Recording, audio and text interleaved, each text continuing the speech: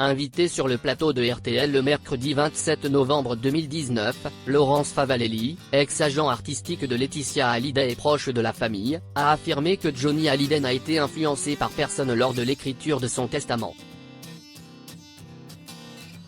S'il est vrai que vous n'avez peut-être jamais entendu parler d'elle, ni même vu son visage, Laurence Favalelli est pourtant une proche de la famille Hallyday. Ayant travaillé avec la famille de 2012 à 2018, et en tant qu'agent artistique de Laetitia durant les 3 dernières années, elle a eu le temps de bien cerner la famille Hallyday.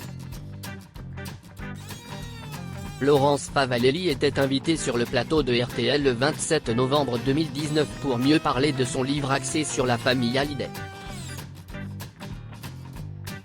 Durant l'interview, la jeune femme a déclaré avec assurance que Johnny Hallyday n'a été forcé par personne lors de l'écriture de son testament, et tout le monde était présent lorsqu'il le faisait. Johnny ce n'est pas quelqu'un qu'on influençait. Plein de gens l'ont déjà répété, sans cesse.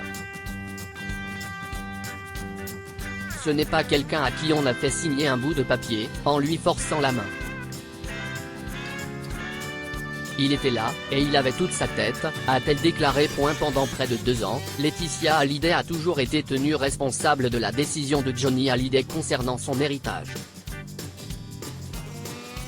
En effet, au dernier moment, le chanteur avait décidé d'enlever les noms de ses 2 aînés, Laura Smith et David Hallyday, de son testament.